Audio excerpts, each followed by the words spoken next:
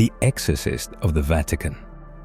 They say demons belong to the past, to medieval nightmares, flickering candlelight, and shadowy superstitions long buried by science. But deep within the Vatican's ancient walls, a darker truth remains. Exorcism never died. It only went quiet. And one man stood at its center, Father Gabriele Amorth, the Vatican's chief exorcist, and perhaps the most feared priest of the modern era. For over 6 decades, Amorth claimed to have battled the forces of hell. Not once, not 100 times, but over 160,000 times. His hands held crucifixes that trembled. His voice recited the rite as eyes turned black and voices growled in languages never taught by men. When asked if the devil was real, Amorth didn't hesitate. He is not a metaphor. He is among us. He described Satan not as myth, but as strategy, cunning, patient, relentless. And he believed evil had wormed its way into every level of modern life, even the church itself. But Father Amorth was no rogue priest. The rite of exorcism, revised in 1999, yet based on a ritual from 1614, is still sanctioned by the Vatican. Quietly, discreetly, popes themselves have performed it. John Paul II is said to have exorcised a writhing girl in the Apostolic Palace. Pope Benedict XVI was interrupted mid-blessing by 2 howling souls, said to be possessed. His silent gesture reportedly drove the spirits away. Even Pope Francis has acknowledged the reality of demonic possession, warning priests not to treat it as fantasy. In 2018, the Vatican convened an emergency workshop. Over 250 priests from around the world were summoned to Rome, not for ceremony, but for training. The Church called it an urgent response to a dramatic rise in possession cases. Some blame social media. Others blame the collapse of faith. But the priests who attended didn't speak in metaphors. They spoke of real battles, of evil that wears faces. Father Amorth passed away in 2016, but his legacy haunts the corridors of the Holy See. His autobiography reads like scripture, or a warning. He once said, "The devil is pure spirit, invisible, but his fingerprints are everywhere. And even now, somewhere in the world, behind closed doors and sacred walls, the rite is still whispered. The war never ended. It was merely exorcised from view." The female pope. They whisper of a throne buried deep within the Vatican's shadows. A cold marble seat, sculpted with a deliberate void beneath. During ancient papal coronations, a young cardinal was chosen, not for his virtue, but for his hands. His task, to grope beneath the sacred chair and confirm that the new pope's anatomy aligned with divine expectation. Only after this unholy inspection would he murmur the chilling Latin phrase, "Testiculos habet et bene pendentes." He has them, and they hang well. Why such a grotesque ritual?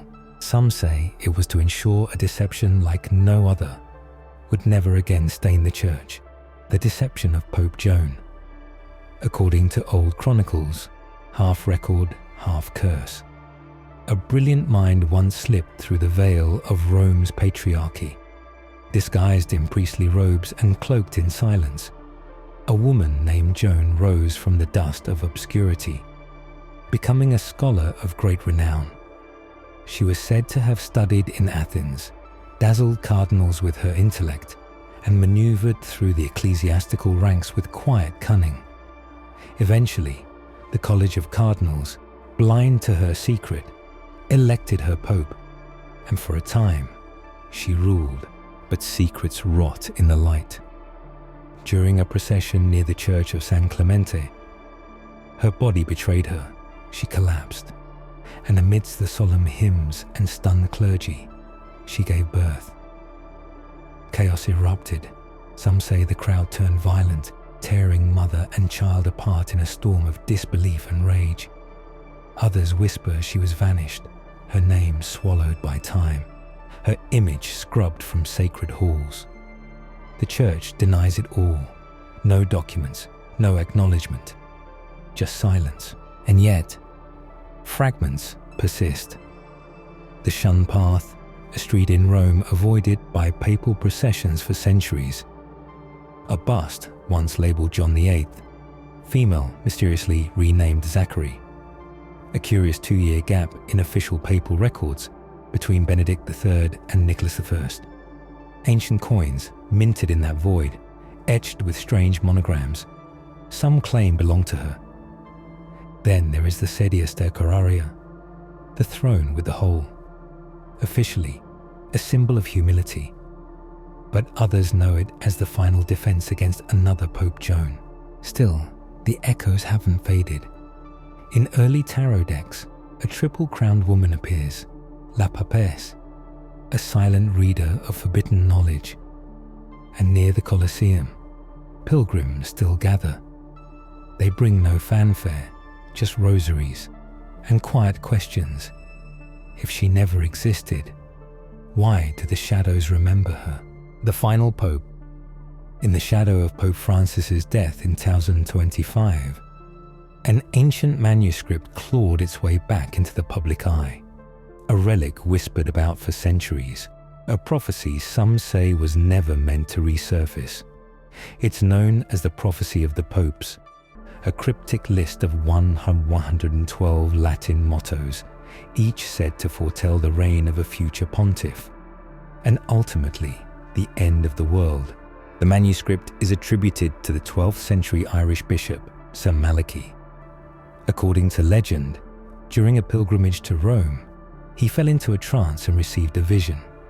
A perfect chain of popes, from Celestine II in 1143 to a final shepherd who would guide the church through fire, war, and ruin.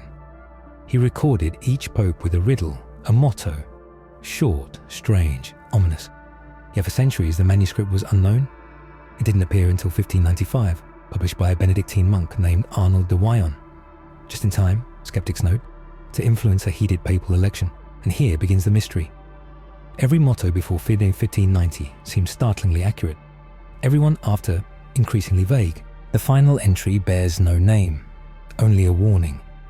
It speaks of Petrus Romanus, Peter the Roman, a pope who would feed the flock through many tribulations, after which the city of 7 hills will be destroyed, and the dreadful judge will judge his people. The prophecy ends there. So does the world. August 2nd, 2027, is marked by a rare total solar eclipse set to darken Rome. For doomsayers, the timing is chilling. The stars, they claim, align with the endgame foretold by St. Malachy, a church in turmoil, a dying earth, a judge approaching. But this tale took a turn in 1978, when De Labor Solis, from the labour of the sun, was linked to Pope John Paul II, born during a solar eclipse in 1920, buried under another in 2005. The coincidence sent shockwaves through even the most skeptical corners of the faithful. Next came Gloria Olivae, the glory of the olive. That name was connected to Benedict XVI, whose namesake, Saint Benedict, founded the Olivetans, an order known for prophecy and mysticism. Even Benedict's papal choice seemed deliberate, a nod to peace or to the apocalypse. And then came Pope Francis. No motto accompanied him, no phrase, just the final line, Peter the Roman. Many speculated he was the final shepherd, a Jesuit, a reformer, a bishop of Rome with Italian blood. His namesake, St. Francis of Assisi, was born Giovanni di Pietro, a name literally meaning John, son of Peter. And yet, Francis died in 2025, quietly. The sky did not fall. The ground did not split. The world, at least on the surface, continued. But what if he wasn't the last? On May 8, 2025, a new name was chosen, Pope Leo XIII, the first to take that name in centuries. A name that calls back to Leo the Great, the Pope who faced down Attila the Hun, who once said, "The world is falling into ruin, yet we stand." To believers, Leo XIV may now be Peter the Roman, the final pope of the list, and with that name, the prophecy may have entered its last breath. Since that day, searches for the prophecy have exploded. Online forums echo with unease. Symbols and clues are being reinterpreted. A mosaic of fear and fascination is forming. And still, no official statement has been made by the Vatican. Historians dismiss the document as a clever forgery, crafted for power, not prophecy. But believers ask, if it was false, why does it keep being right? And if Peter the Roman now walks the halls of the Holy See, how long until the dreadful judge follows? If you like this type of mysteries, please subscribe and leave a comment with what other mysteries you would like to see on this channel. Thanks for watching, and see you next time.